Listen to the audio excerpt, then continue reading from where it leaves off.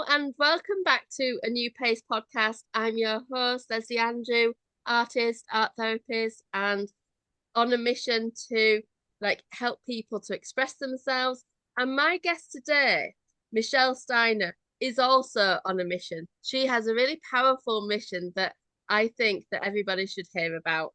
And there'll be so many people that can resonate with this, that can learn from this, and that I suppose fits so well with stepping into a new pace, taking time to pause, act, create, and feel empowered compared to times when we might feel disempowered. So, welcome to the podcast, Michelle. It's great to have you here. It is great to be here, Leslie. I'm excited to have this conversation. That's brilliant. So, Michelle's from Pennsylvania in the USA, and so we're having a little bit of a time difference in our conversation, and it brings me so much joy that we can connect around the world. And who'd have thought that, like, it's almost like you're in the living room with me, and 10 years ago we wouldn't have been doing this. So it's great to have this. So um in the interest of sort of getting started and introducing Mhm.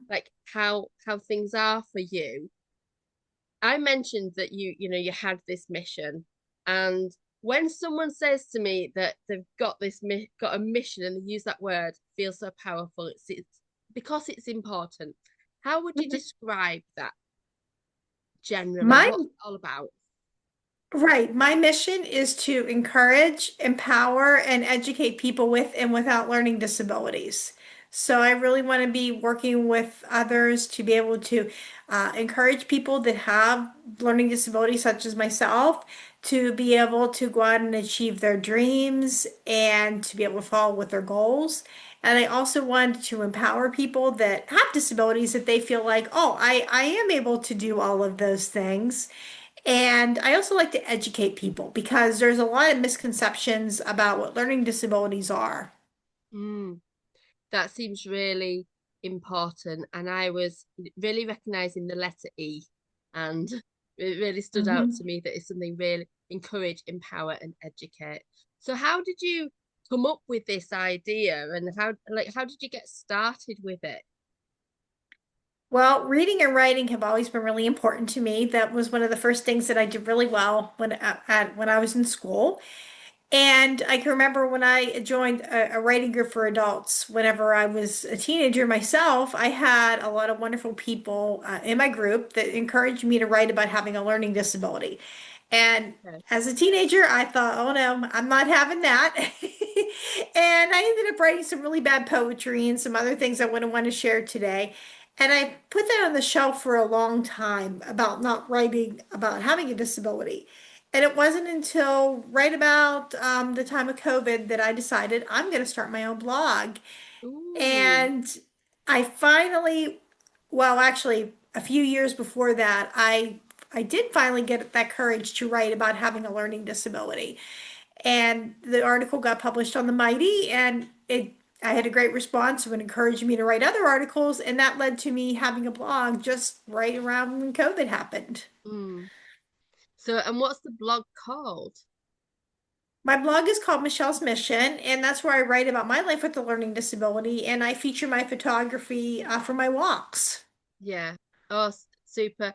And what I'm hearing really, Michelle, and how interesting this is that this has come from maybe your some of your experiences, and your understanding and having that thing of, Mhm.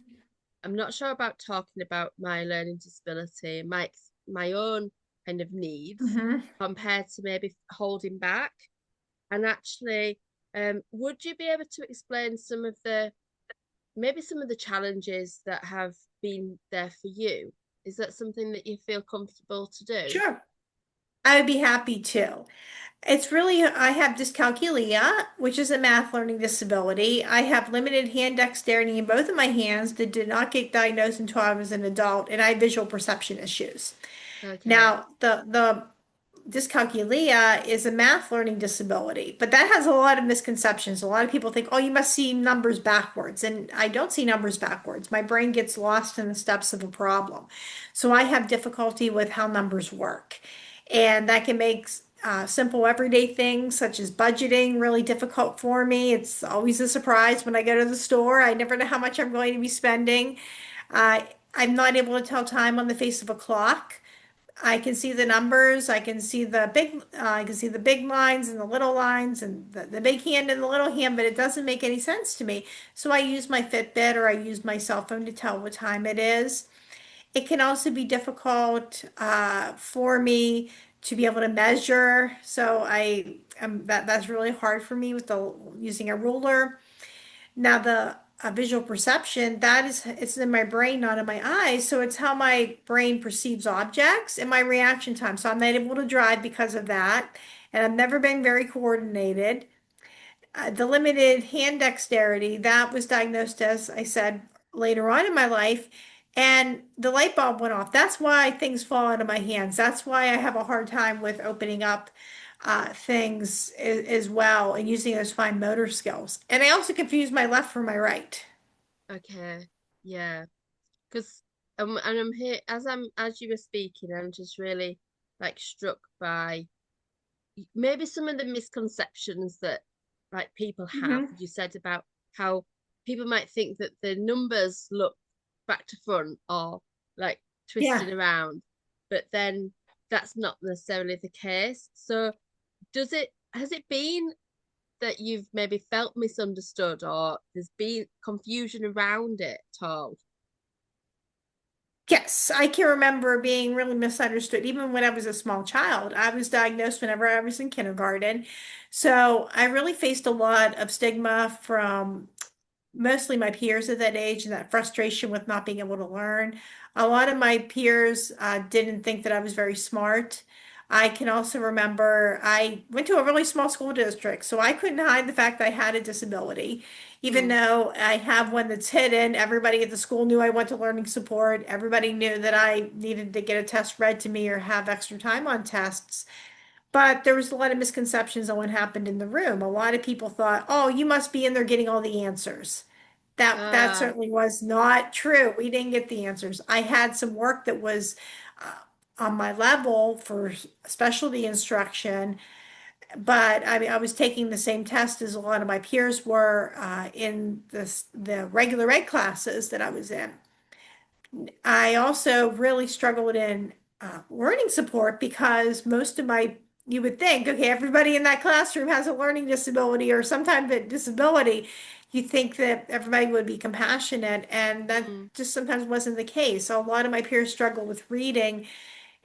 Some of them had behavior issues, and other ones had trauma backgrounds. So I was picked on in that class as well. I was feeling like, well, I must be the only person that really struggles with this because everybody else struggled with reading.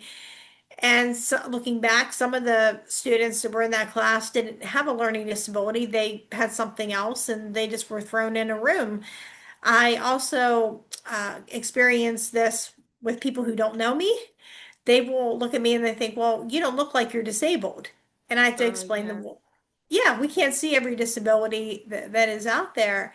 And people that do know me will say, well, you must be successful. You have a bachelor's degree, you've been published, you have a job. And I have to explain to people, yes, I've been successful, but I still have a disability. Yeah.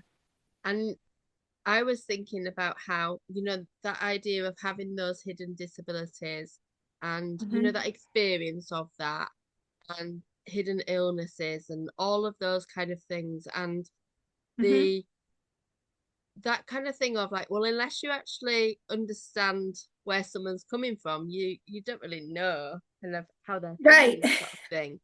And yeah, so what sort of things were coming up to you when you were in those classes? Because it sounds like really upsetting at times. A lot of times it was bullying. Like my peers could see that I maybe didn't get the answer right or I struggled to get that. And that sometimes left me with that almost like an imposter syndrome where I didn't want to answer a question because I was afraid I was going to be wrong, get laughed at. So, and then I would kick myself when one of my peers would answer the question with the answer that I knew was right. Sometimes it looked like isolation. Right. I when I was a young child, it was, well, you're not, I don't want you to play in the playground or you're not my friend anymore. But when I got older, school got a lot easier for me academically. I was in all regular ed classes except for math and a resource room. I knew what I could do, and my grades were really well. I was making honor roll and I was doing good in all my classes. Mm. But socially, it got a lot harder for me. A lot of the peer groups were more defined. Everybody seemed to have a place to hang out or a friend to be with, and I just didn't find that with the people I went to school with. And it was, well, you can't sit with us at lunch anymore. Or it also got to the point of threats with some people. Yeah. So it was really a difficult time for me. And thank God, I realized that I was not making a connection with the people I went to school with. I still to this day maybe talk to a few people, and we're not extremely close, but I mean, we still talk. But I could identify this just was not my tribe.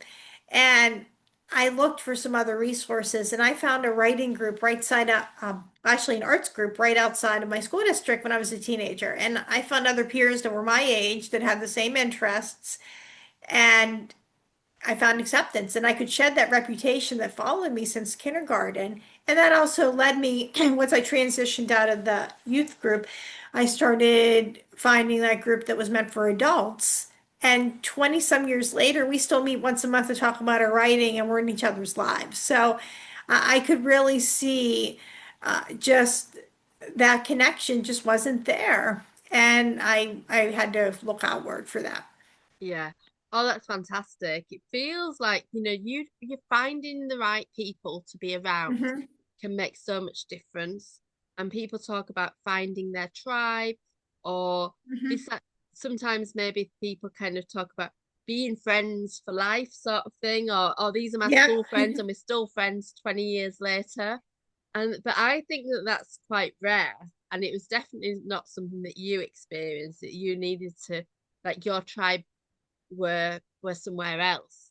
So that feels Hmm. really nice to do. And you were saying about that that pivotal point, maybe joining that creative writing session, being quite Hmm. pivotal, and continuing with that, and just thinking about like how you do your own blog posts and how sort of important that is. So I'm just kind of thinking about some of the things that you kind of spoken Hmm. about maybe linked with the blog and linked with the mission. And it feels so relevant that you've experienced these challenges and that you've maybe experienced that misunderstanding, those Hmm. myths and that stigma, and and then coming sort of through it. Or do you other times when you like as an adult you still experience some of that, or does it feel like Yes. you've come through? Yeah. I definitely experienced that well, first of all, when we were trying to figure out what I was going to do once I was done with school. I knew that I Yeah. wanted to go to college and I wanted to go get my bachelor's degree, but I had a lot of people, including myself, who didn't think I could do it. I had a learning support teacher who told me, I don't think you can handle college because of your math, and she suggested a trade school. And Right. nothing at the school interested me. And some of that stuff would have been a lot harder with having a disability than going to college itself. But I was still determined I was going to go to college. I got connected with an agency that's a government agency in the United States where they help people with disabilities be able to go to college. They pay for tuition. They also do job assistance, but you have to qualify for having a disability. And I had to get tested for having one all over again. And the psychiatrist who evaluated me said, based on your test scores, you're most likely not going to go beyond community college. I get to Mm. community college and there's even more stigma. I can remember I knew math was going to be the big thing. And I asked for a calculator and the professor said, "Oh no, we use our brains in this class, not calculators." I had an advisor who told me I was going to have limited job choices because of it. And her reasoning was that if we were doing an art project with kids, I wouldn't know how much paper to give the students. And I have run across that issue before, and it's just learning how to deal with it. But at that time, I didn't understand that. And then there was other people, students and staff that thought the disability accommodations were cheating. So even something as getting the test read aloud to you was. So I didn't use that, and my grades dropped even more. But finally, I had a professor that said, "Why don't we at least get you extra test time?" I was able to pass her class and I was able to graduate with an associate's degree in early childhood education. And then I moved out on my own. And it was during that time I really enjoyed that because I'm not able to drive because of my disability. So I loved having a place on my own and I loved having my freedom and my independence, but I always wanted more for myself. And for financial reasons, I had to move back in with my parents. And it was that time I thought, I'm going to give university a try. And I found a program that had that least amount of math and science possible. But, I was able to find a program that I love to do. And I went in and I had the accommodations of a note taker, extra test time, tutoring, and I advocated for myself. And I still face stigma. I had people that didn't quite always understand why I was using the services. Sometimes people thought they were cheating, but I just looked at it and thought, okay, I know that I'm doing the best that I can, and I know that I'm not giving myself an unfair advantage. And it really worked for me. Once I stopped caring what other people thought, I was Mm, able to, my grades improved. I made Dean's List for a semester, and I graduated with a bachelor's degree in community programming for Americans with disabilities. that's amazing. Oh, yeah, I love that. And I'm just imagining just how proud you would have been feeling. So just, Mm-hmm. you know, going through all of that and experiencing the stigma and those challenges of Mm-hmm. people maybe questioning whether you're cheating and Yep. actually like what you're, hearing those things of, well, oh, you don't need to do that, you're cheating, or you don't need to do that at all. And this Mm-hmm. is you getting the answers and then actually needing to maybe really lean into that and choose to do that regardless of what people thought. So, yeah, that's smashing. And have you heard this? I think this is a bit of a sort of a way of trivializing the subject in some ways. But Mm-hmm. do you know the quote that says something like, "Don't judge the intelligence of a goldfish by its ability to climb a tree"? Yes, exactly. Mm-hmm. I think, yeah. What do you think about things like that? Like, are there any other examples you know?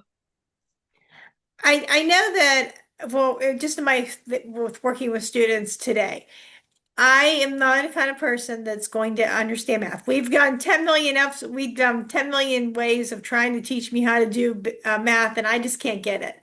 But I'm not a person that can understand math, but there's other things I can do. I love to read. I'm able to help my students with their reading, with a lot of their English work. I can read a test aloud to them, but I cannot help them with math. And all my students know this. I will tell them at the beginning, I am not able to help you with math. Mm, And I think that really says a lot too, because everybody has something they're good at. And the yeah, world needs all different kinds of thinkers. If everybody thought alike, it'd be pretty boring and we wouldn't get a lot done. But if people can go and have that freedom to be able to do what they are good at and focus on that, then we can get so much more done if everyone just is good with numbers. yeah, yeah, completely. And it's something else that kind of I was, like curious about as well is, off the back of things like um being able to control what you can control and letting go of what Mm-hmm. you sort of can't, rather than sort of trying to keep battling and battling to do anything about numbers and maths, to kind of go, I can Yep. get some help for that, or we can put aside maths. I can tell people that's not a subject I can help you with. However, then leaning into your strengths, leaning into the sort of Mm-hmm. and using that in a creative way. And I'm just, I've got a question here about your creativity.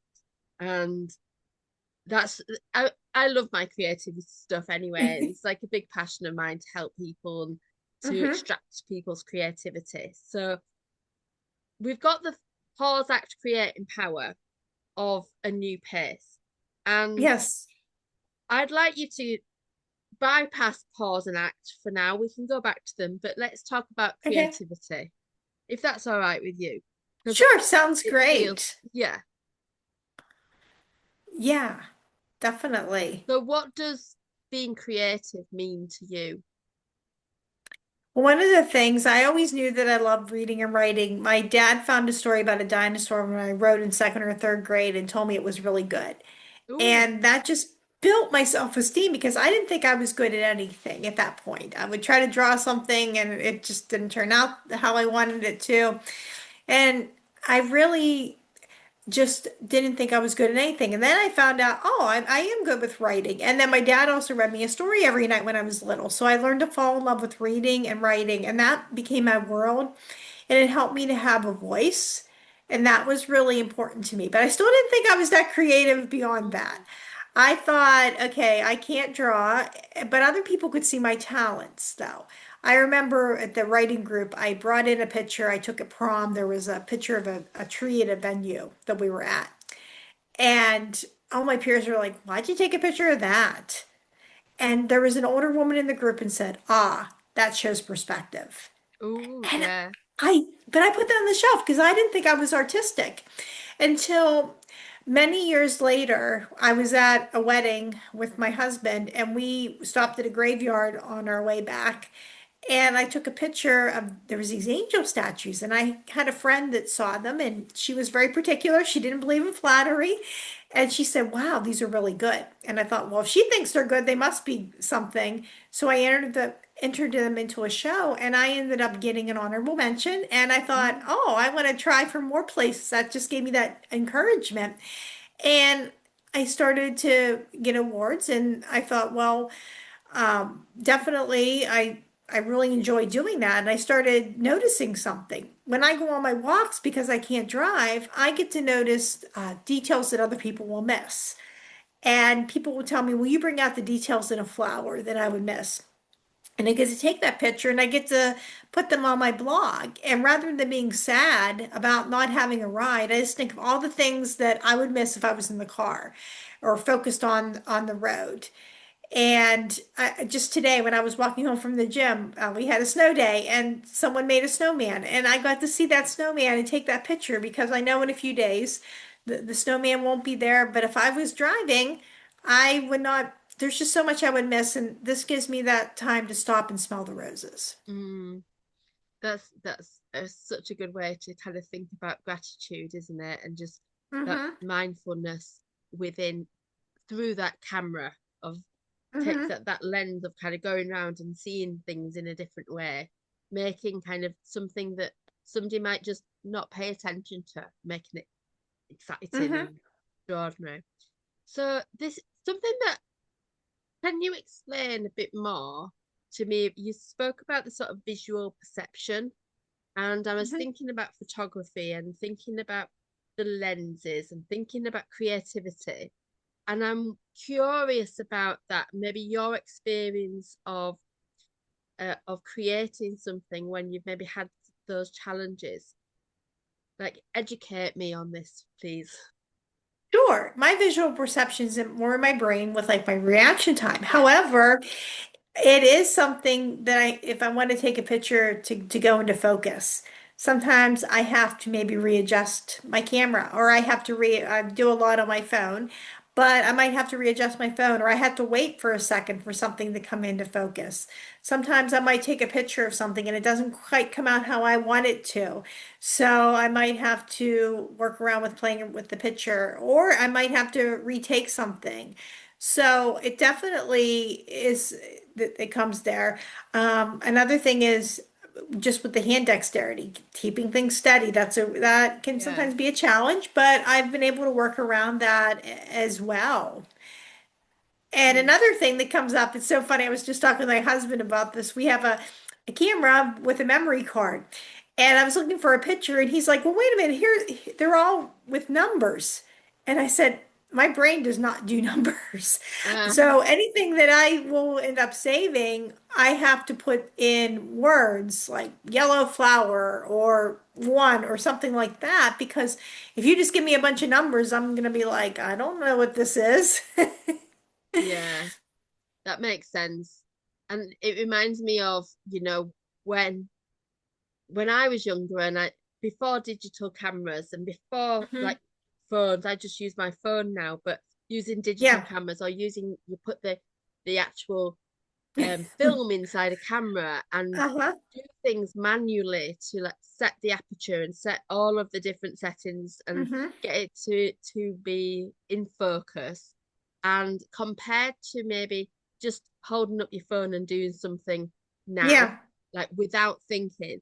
And I'm wondering whether actually, um, perhaps as a result of your like the visual perception challenge, Hmm. that issue is maybe putting you in a place where you have to be more intentional about what you're Yeah. doing.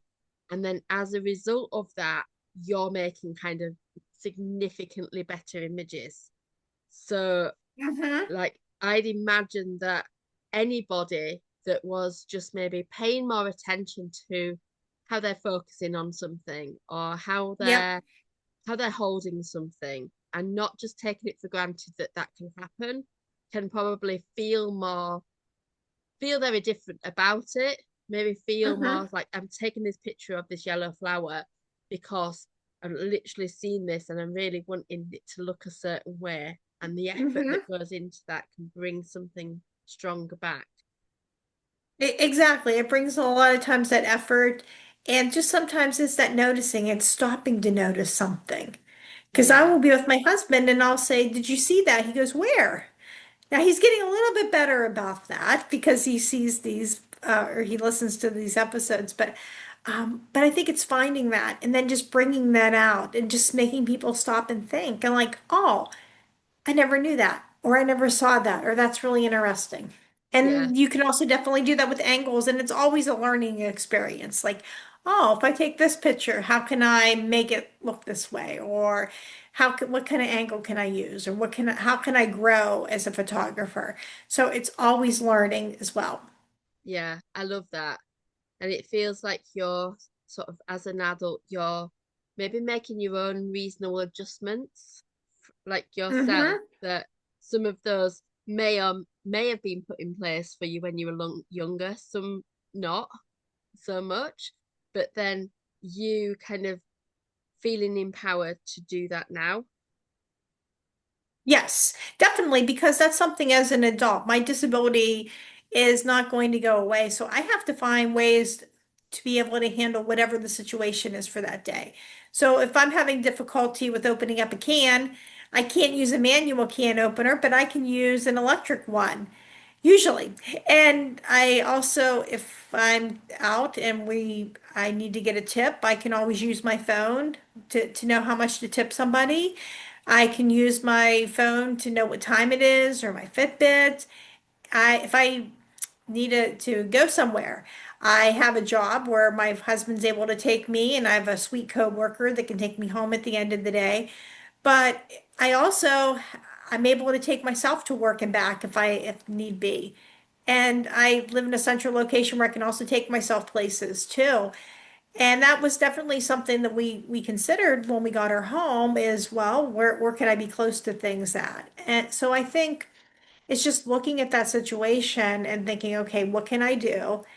And doing that really helps me. And I really show my students that I work with how to advocate for themselves because one day all my students will leave me and I hope they get to achieve every single dream they want.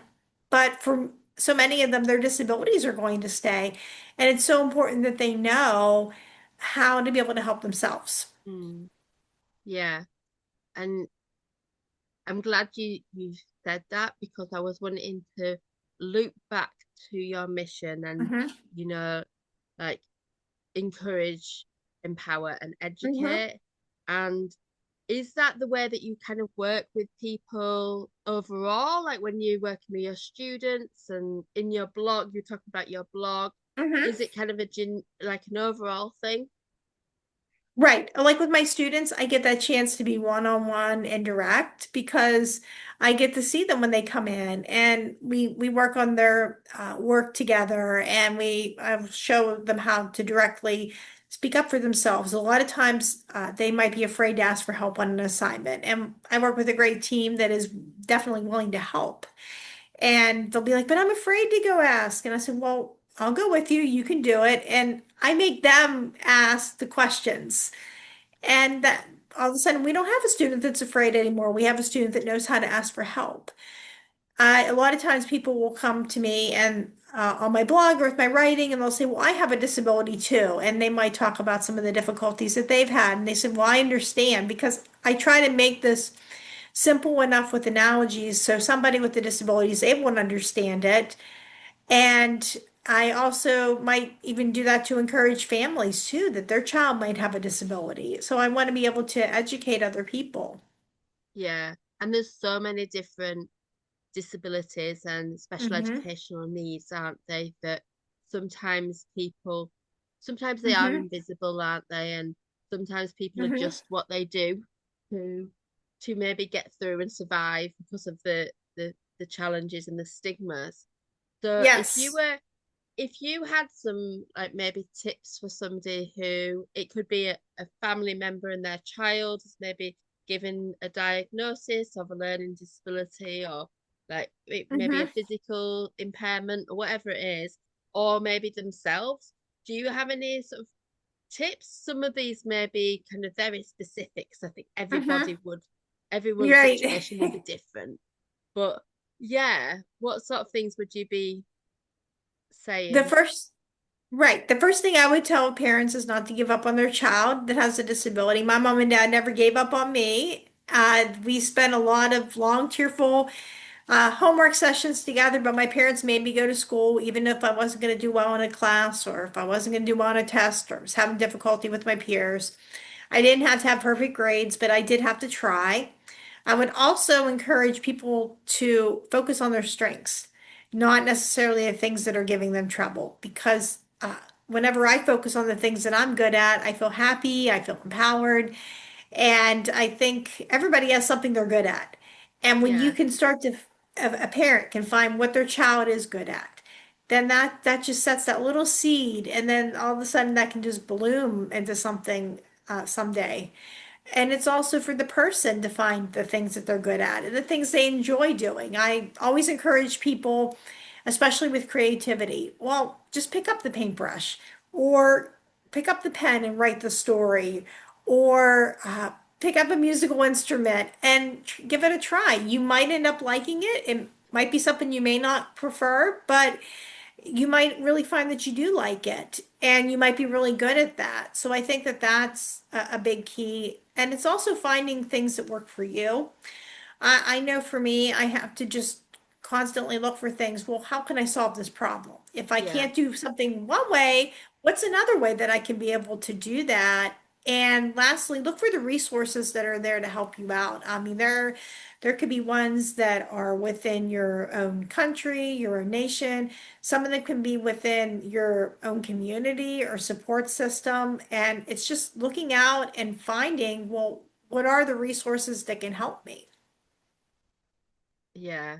And I think that would make a lot of difference for people to sort of feel that in like that reassurance to keep going on that. Hmm. And clearly like wherever you are in the world, there's different Yeah. things going on, different like sometimes it's Hmm. about there might be funding cuts for things, or sometimes there Yeah. might be something out there that you don't know about.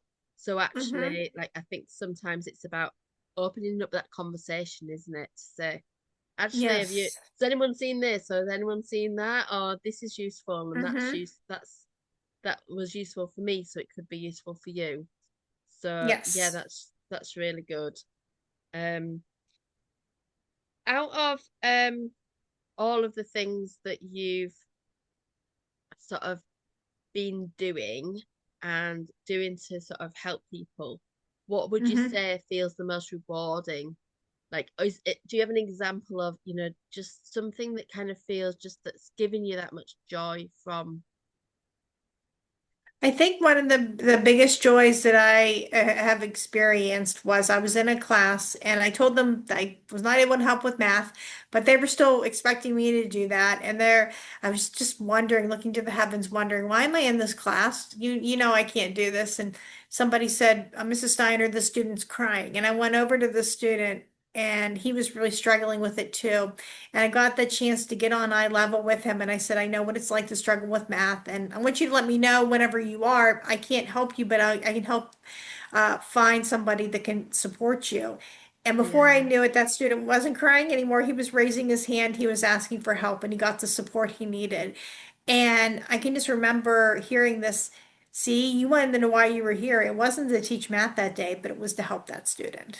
Oh, I love that. Oh, yeah, that's so special. And had you had those math skills, you wouldn't have been able to empower him to ask for help Mm-hmm. because and to to kind of connect. 'Cause it feels really kind of about that emotional connection, that shared Mm-hmm. vulnerability, that I know what it's like to struggle as well, and I know what it's Yep. like to be upset when you can't do it.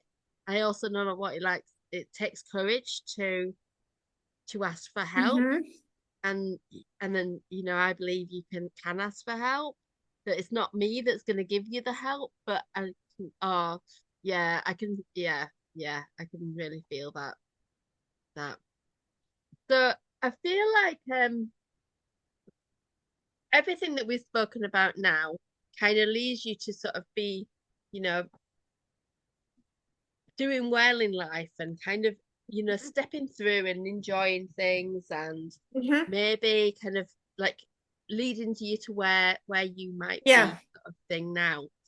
So is there do you have any sort of current projects that or something new that you're working on, that's kind of that that we haven't spoken about, that what's next, what are you most excited about at the moment? Well, I'm definitely most excited that I got published in my fourth anthology, Tough Kids, and I had the third one that came up with Through Our Lens, a story about with disabilities. So I'm really excited about that. I That's amazing. also I would love to write a book someday about my life, and I keep saying that, but I got to actually sit down and write the book. But Yeah, those are some things, and just mainly expanding my blog and just finding capturing those moments with photography that I find those interesting things. yeah. Oh, that's brilliant. And I think actually, you know, when you have an idea of writing a book, and if it's important, it will keep coming back. Hmm. So like, you know, I can absolutely, because at one point you were saying about all this blog, and I was thinking I can imagine that being a book, that being a Yep. series, that being a thing, or that being published in such a way that could be Hmm. like, yeah, really reinforcing your strengths. Thank So you. thank you so much. So if people were wanting to reach out to you with questions, or if they're wanting to work with you, or like read your blog, where would they Right. go? You can find me at my blog, www.michellesmission.com, and I'm on Facebook and Instagram as well. Yeah, thank you so much. And yeah, any final sort of words of wisdom or things that you want to say today? I would just love to encourage people that success doesn't always come in the package that you expect. Sometimes it comes in something even better. Love that. So thank you so much for coming on and talking with me today. And thank you everyone for listening to this episode of A New Pace podcast. And of course, if you have any questions, reach out to Michelle. If there's any topics that you're interested in and you want us to explore, like me or another guest, then reach out and have a think about like what sort of things would be useful. And take care and speak to you soon. Bye bye.